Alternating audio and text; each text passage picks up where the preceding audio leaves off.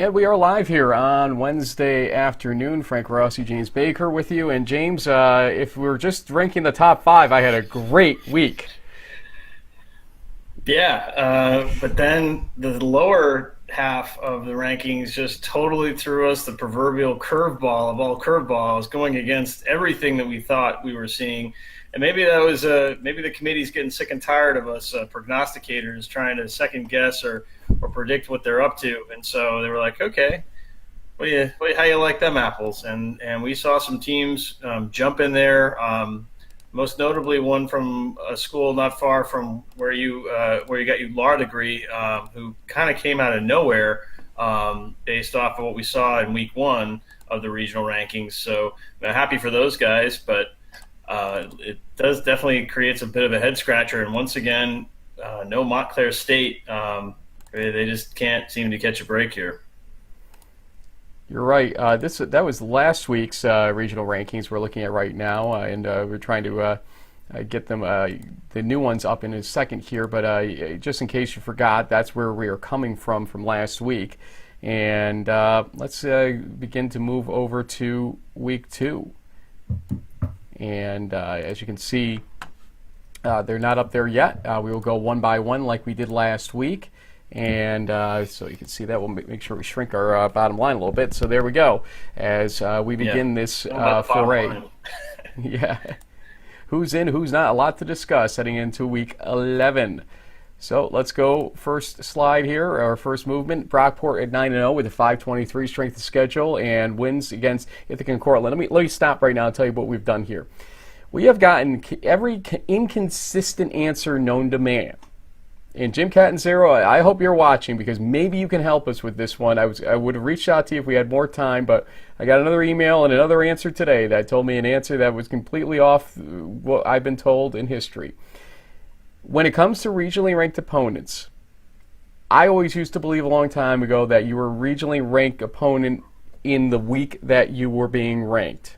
Basically, if you were number 10 and you play somebody who's number 7, they would get credit for a win or a loss versus number 10 that week, the number 7 team, and vice versa. Then we were told for a while that no, it's the previous week's rankings, and that means that in the first week's rankings there really isn't regionally ranked opponents. Doesn't make much sense to me, but okay, if that's what we're being told, that's what we're being told. That might answer some of the questions we're about to see. But what we did here, because I had another answer today that said, well, I look at current data only, really, when I get down to it, which would mean that week. So I don't know the answer.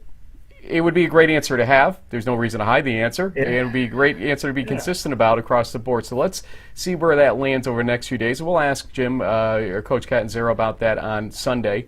But what we've done is we've eliminated the numerical rankings on regionally ranked opponents in this. And what we've done is taken any opponent that was ranked in week 1 or week 2, and we're saying that those results are in there somewhere.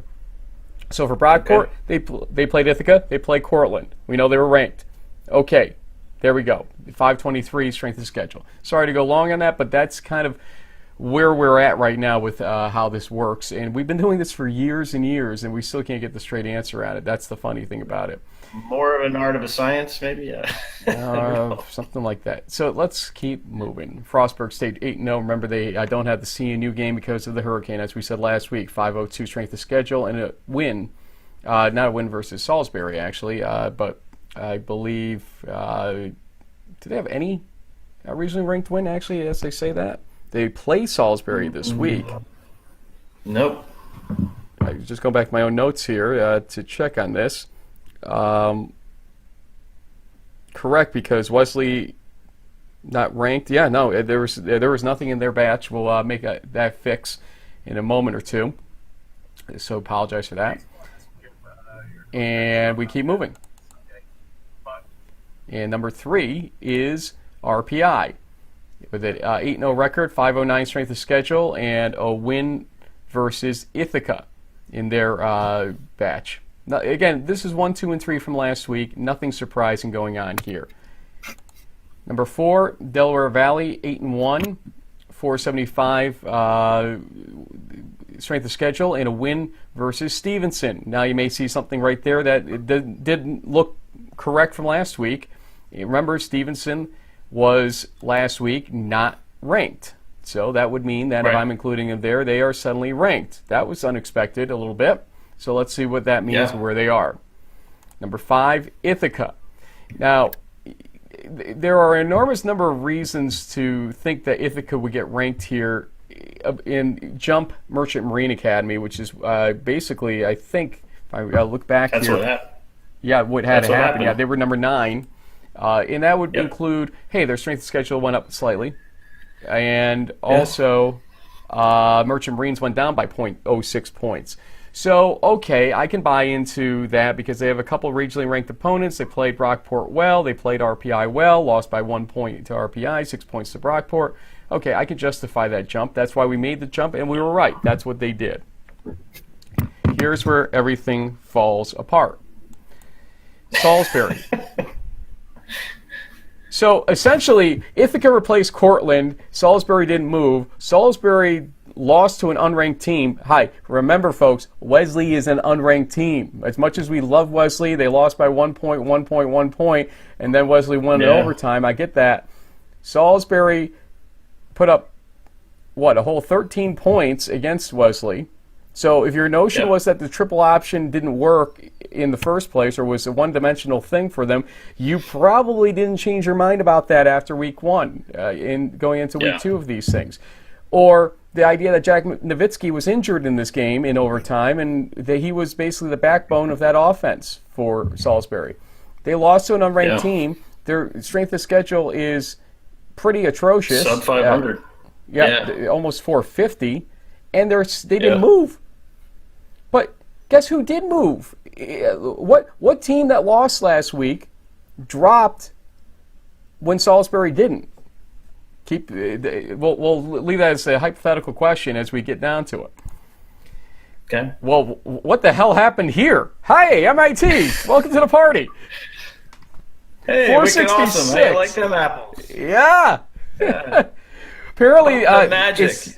Apparently, the committee wanted to vote in our poll in some way, so they decided to put it into this poll, or the ranking set, instead of the game I should be attending ranking set, which now turns my entire world upside down, I guess. But MIT at 8-1, 466. Now, here's where things get a little wild, I think, because now they have a regionally ranked opponent win, because Merchant Marine was ranked last week. Now, what changed? Let's just add Merchant Marine for the hell of it here, because I can't explain anything, so we'll just put them on the screen. What changed between MIT and Merchant Marine last week? Okay, I get MIT has a closer strength of schedule, but MIT had beaten Merchant Marine prior to last week, so it wasn't that. Okay, so why weren't they ahead of them in the first place? I don't know. Okay, maybe it was a large difference in strength of schedule. Okay. I just can't explain it. I really cannot explain this. The biggest difference is, last week Merchant Marine's strength of schedule was over 600. I think it was 603. So the fact that they played and they beat a winless Catholic team, dinged them by a decent chunk, it seems. MIT won a game against a 3 or 4 win Norwich team. Not a bad team, but certainly not one that's been at the top of the NUMAC rankings. It sort of flies in the face of the some of the criteria that's been explained to us over the last 10 years about how the way the strength of schedule and opponents and all this sort of type of thing, and especially the fact that when we're looking at a scenario in the NUMAC where the champion, co or otherwise, so if MIT finishes with 1 loss and Merchant Marine beats Coast Guard next week and finishes with 1 loss, they're co-champs. It doesn't affect in a Pool A scenario. Yeah, MIT would get the bid in theory because they would have had the head-to-head tiebreaker. But in a Pool B situation where it's just purely predicated on the factual data, the Mariners' resume is simply better. They have a better quality win over Misericordia, who's also 8-1 along with Del Val.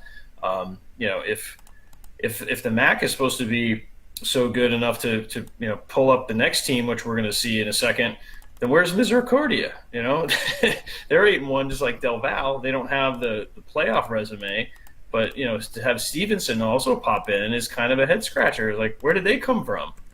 I mean, it doesn't make any sense, especially when you have teams like Framingham State, who are also 7-2, who have played some of these regionally ranked teams, and they're one win away from qualifying. Endicott, same thing. They beat a regionally ranked opponent from week 1 in Western New England who was ranked 10th, and those teams don't get on the board, and MIT does. It just doesn't make sense. I don't get it either. In the meantime, we're trying to fix that. And Endicott beat MIT, I think. Or wait, no, MIT beat Endicott by 2 points, so that's right. So maybe that's why they're giving them the edge there. So, yeah. Was that the I'm trying to remember myself who got what there. Yeah, I think you're right, though. It was a 31-29 game where Endicott came back, but a little bit late, and so yeah. And I believe we've actually got everything fixed up from the little problem we have with Frostburg. So if you give me uno momentito, por favor, we will fix that. And yeah, they haven't beaten Salisbury yet. That's one of the top games of the Regents Cup that are going to be happening on Saturday in Week 11. While we're kind of vamping, I'll read you off some other ones that I think would be worth keeping an eye on. I think the people have voted, and it sounds like Frank is going to the Secretary's Cup, which we thought had Pool B implications. Maybe it still does. Maybe it still doesn't. I don't know if Merchant Marine ends 8-1. And MIT's 9-1. This is a whole that really threw us off. Williams Amherst, the biggest little game. Union RPI for the shoes. Springfield MIT now apparently could have a little more juice to it because of the Pool B implications. Cortica, which I don't know if you saw this, Frank, but ESPN Ithaca announced that they will be playing that game in what I like to call the Meadowlands. I know it's got a different name now, the old Giants Stadium down there in New York City. So I know a good referee, guys. If you need a ref for Cortica, he's I think right up there. So give him a look-see. And then Salve Endicott for the CCC title, and then you got Salisbury, Frostburg, Regents Cup, Del Val versus Widener for the Keystone Cup. There's several others like Wilkes and Kings for the Mayor's Cup, but we could go on and on. Let's get back to the regional rankings now that we got the info up. Great vamping. My phone's blowing up. Jeff Sessions just resigned as Attorney General in the country. So see, the entire equation of the world has changed, I think, because MIT's been put ahead of Merchant Marine today. That's my maybe it was because of that spotlight that they said they're going to put on some porch to let aliens know that we're here or something. I don't know. Maybe the aliens got Stevenson, welcome to the party as well. 7-2, 5-12 strength of schedule. Loss versus Delaware Valley obviously is helping their resume. But then, of course, your question is why isn't second place or first place tie in the MAC? Is Concordia not there? We'll look at that in a moment. They will be listed on here for a different reason, obviously. Let's finish out number 10, Cortland, 7-2. So wait a minute. Salisbury loses to Wesley in overtime, an unranked team. I forgot about that. One other thing I forgot. Stevenson's other loss, I was like, who did they lose to? 34-7. They lost to Frostburg in week 1. So there it is. Right. Once again, it's losing to teams on the board that seems to get you access into this grouping, which is interesting. I had totally forgotten about that because it would happen back in week 1. I knew that the Mustangs had another loss. I had to look it up. I'm like, oh, yeah, there it is, August 30th, 34-7, Frostburg. Okay, so that helps explain that a little bit. And let's see here. Where was I going with that? I was talking about the fact that Salisbury had lost to an unranked Wesley team, didn't move. Cortland gets a strength of schedule boost from playing number 1, takes them to within 10 seconds and 11 yards of the huge upset, and drops 5 spots. You balance that one for me, JB. How do you explain that one? I got nothing. Nothing, man. It doesn't make sense to me. The bottom half of this is just.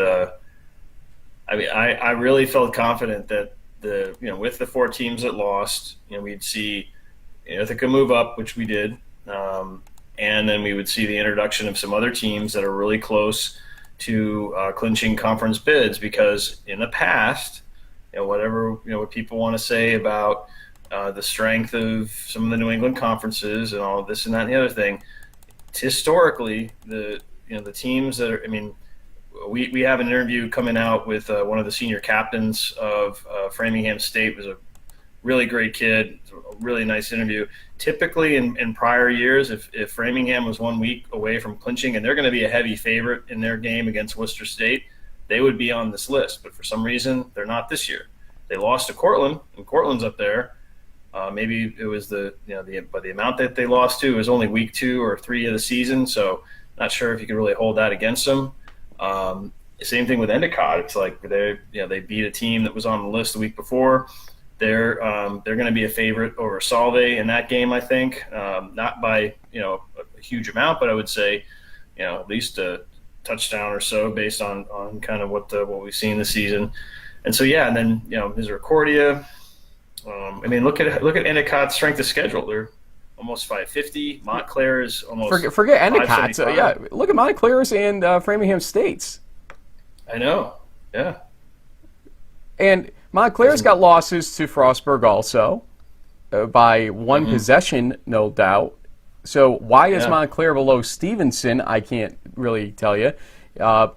Look, they played number 2 and number 4 instead of number 2 and number 6. Is that what it came down to? But treated the game against number 2 better than Stevenson did, with a better strength of schedule. So why isn't Montclair ahead of Stevenson? They like the MAC better than the NJAC? I don't know. Ed Huddle is one of the National Committee members who's also on the East Region Committee, obviously. So he's one of the top 2 in the East, and he is from Stevenson. But that means he can't be in the call at that point. To take away the home cooking situation that you might think I was going after, I'm actually telling you the opposite. Ed Huddle couldn't be on the call to discuss that fact. So, and maybe the fact that Stevenson lost, by 24 or so, 27 points. Frostburg's beaten teams by a lot more than that this year, and maybe that's considered a close loss. And the fact that they've turned their season around and they're poised to end up 8-2. I don't know. So anyway, we got a message asking the question about the hypotheticals in Pool B right now. So the other thing we should point out at this point in time is that the team that is in Pool B that is not shown here is Thomas More, as you most likely know if you've watched this long enough here. And Thomas More is ranked 9th this week in the South, not 10th, so they went up a spot. They went up 1. Probably because they won. And their strength of schedule is a 549. So they've got 2 losses. They're 7-2, 6-2 against Division III. They have St. John's. They're going to play St. John's. Yeah, number 4 in the nation, released by the D3Football.com, and I think even the AFCA poll has them at high. So let's go through some different scenarios here. There are 3 games that are going to affect Pool B this week. Thomas More, St. John's, Springfield, MIT, Merchant Marine Coast Guard Academy. Those 3 games are probably the limit of what you need to watch for Pool B this weekend. If Thomas More beats St. John's, they'll be taken. They'll be the Pool B bid. Yeah.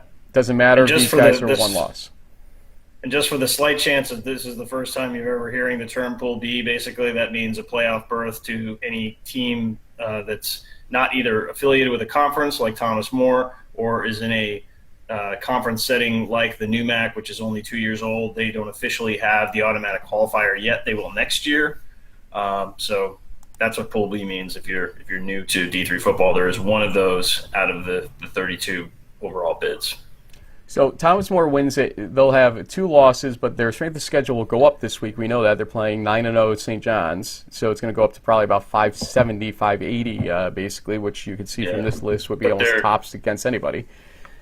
Yeah, but the chances of them beating St. John's, unless I mean that's got to be pretty low. I mean, the Well, St. Johnnies John's are one of the top clinched. teams. Don't forget something. St. John's Yeah, has clinched. that's true. So, We did talk to Ralph Pacernia about that. Like, what do you do once you clinch? Do you mail it in? I mean, they have a shot at it. You know, we talked a little bit. You know, could they end up with a 1 seed?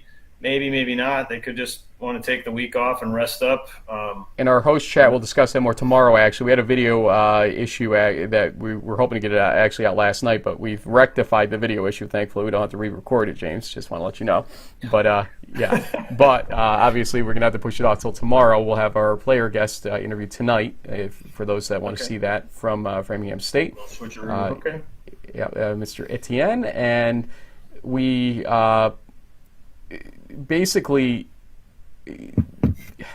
There's no easy way to say this to folks without sounding really, really upset, but Merchant Marine, you were screwed this week, in my opinion. And so the rest of the story goes like this. If MIT beats Springfield, which is going to help their strength of schedule, Merchant Marine's playing Coast Guard, which will help their strength of schedule. Their strength of schedule differentials should remain almost identical. Nothing's going to change between these two teams right now. So in the whole context of the world of, hey, we release these rankings so teams can see that if they're going to play in or play out of a playoff scenario. And basically they sat there and won and got jumped by a team that probably should have been ahead of them last week if that was going to be the intent of doing it. They already beat them. Yeah. And by the way, the tiebreaker for teams like this that may have close criteria is performance in the last 25% of the season, which in Division III means the last 3 games. MIT, at that point, would have lost their third to last game. That was a week and a half ago now, against WPI. Yeah, and right. Merchant Marine would be 3-0 in those same 3 weeks. Something to think about to the committee. If these criteria are really this close, that you think you can interchange these two teams at all times, then my thought is that you've actually entered into the tie scenario where Merchant Marine should be viewed as ahead of MIT if both teams win this week and the results are consistent with each other. If MIT wins by a touchdown and Merchant Marine wins by a touchdown in the Secretary's Cup game, I would say, you know what? The criteria actually give you an excuse to put Merchant Marine back above MIT. But what I'm getting at here is I don't believe these rankings still. I can't tell you. Because then you got to think about one other thing. If Thomas More gets in and Ithaca wins Corsica, who's the first Pool C team to be on the board for the East? Ithaca. Yeah. What happens if Cortland wins?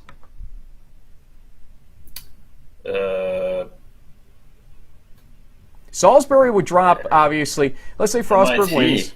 Or Merchant Marine. Mm-hmm.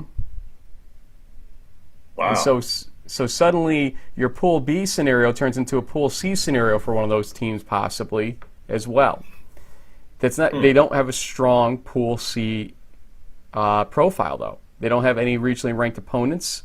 They would be sitting there blocking Cortland from the board possibly unless they ranked Cortland back above them because they beat Ithaca. But again, if you like Cortland, next week, why didn't you like them this week? They played Brockport to a 5-point game, for crying out loud. They needed an interception in the end zone, to get bailed out. Honestly, I mean, Brockport's lucky that they won that game. It doesn't make sense, guys. It really doesn't. Okay, first off, you've left 2 conferences out entirely. We know that. Framingham State from the MASCAC and Endicott from, or actually 3 now. Endicott from the CCC and Husson from the ECFC. So only 5 conferences are represented in here. We have 2 teams from the Empire 8. We have 2 teams from the NJAC. We have 2 teams from the Liberty League. Then we have 2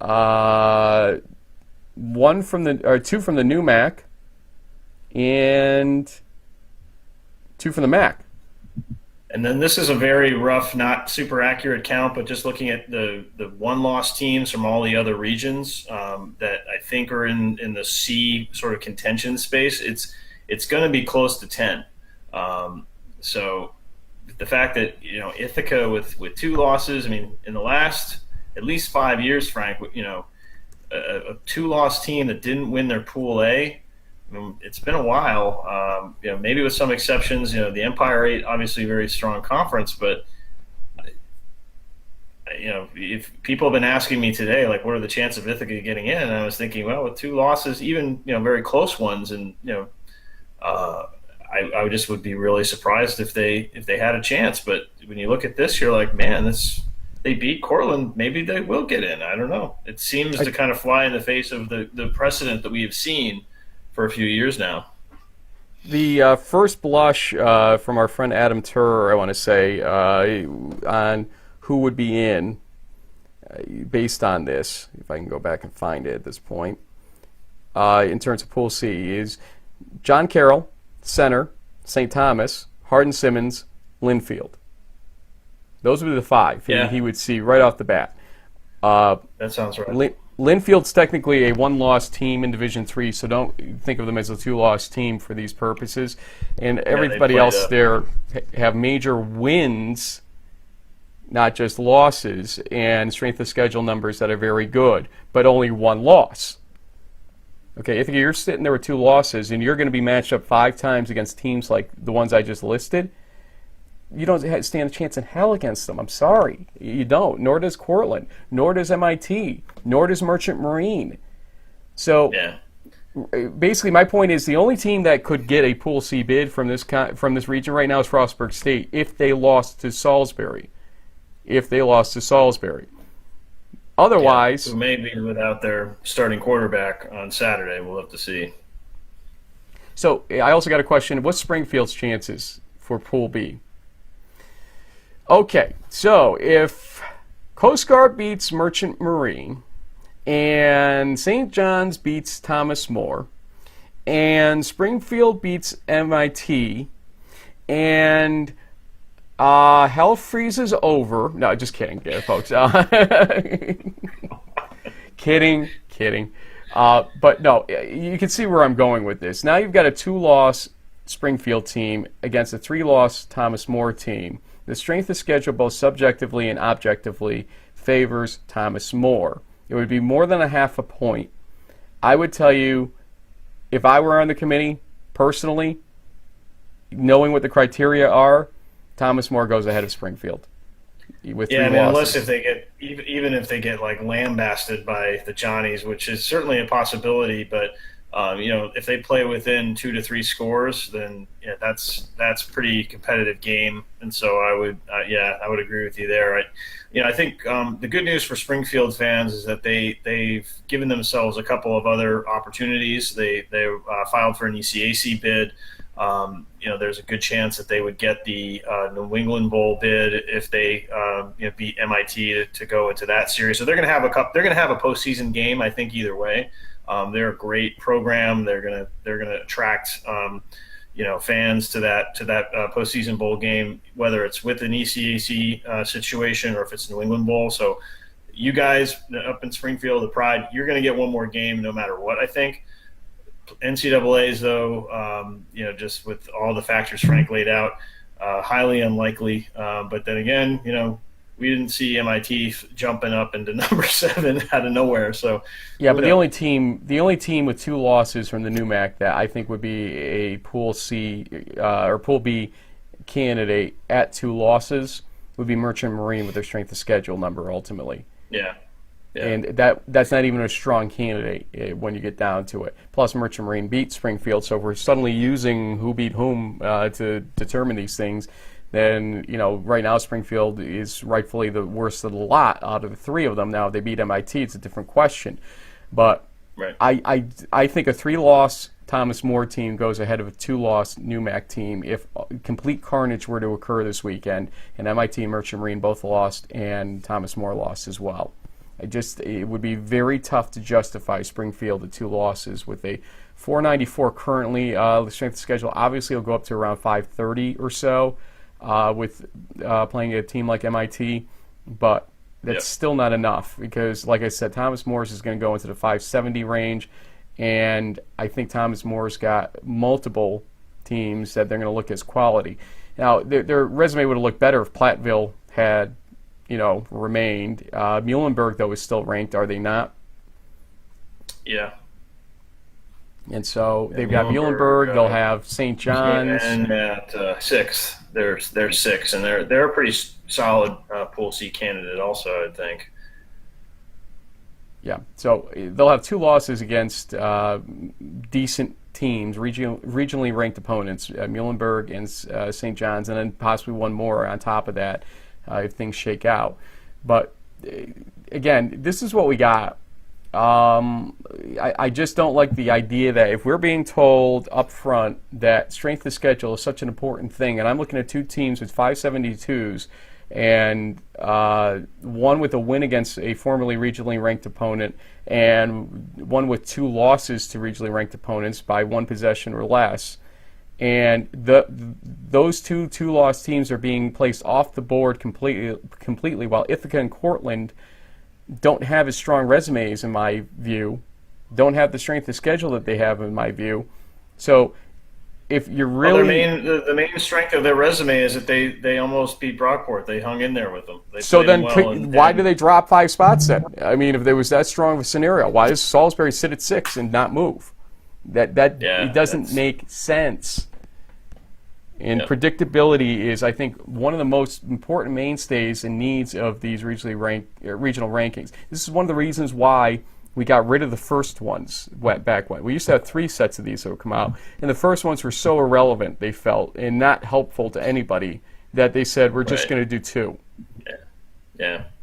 Well, from number 1 to number 2, we have completely incoherent changes, really, on the bottom half of this. The first half... Yeah, the front half, it didn't change. Good. Okay, I can buy into what they did there. It's the second half that I just don't get, and this will affect what happens on Saturday to a certain degree. These rankings could be used as regionally ranked opponents. So,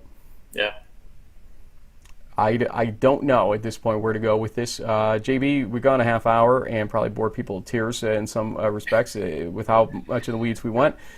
Reminder that later tonight we will have Eli Etienne's interview with us, and tomorrow we'll have our host chat where we talk about who's going to be the number 1 seeds in the entire bracket. Is Brockport, is Frostburg State a real number 1 seed, or could they be passed over? We posted a graphic that showed it on Twitter, what may be happening, but we'll explain it in words. Then on Saturday, I'll be at the Merchant Marine Coast Guard game. You voted. I ain't changing it at this point. Speaking of which, we have in our comments, I see a former Mariner, Patrick Wellen. Well, I mean, he's not a former Mariner. He's an alum, I guess. Say, see you guys at the Secretary's Cup. So Patrick will be looking for you, and so that it'll be great to get some live coverage from that game, and it'll be interesting to see how it impacts things. And then Sunday night, you will have your interview with head coach Jim Castanaro, along with our resident bracketologist Greg Thomas, a.k.a. Wally Wabash. I'm just getting a text from somebody not even in these rankings right now. It's stunned by the regional rankings set this week. I mean, you know who else? Comment. We got a wave from Nick Boehner from Springfield. So, hey Nick, we talked about Springfield before, so if you missed it, when we go off the air, you can rewind. Yes, rewind, and then you can hear about hell freezing over and all those great things I talked about. We'll talk to you all throughout the week, folks. We will be here for you. Thanks for joining us.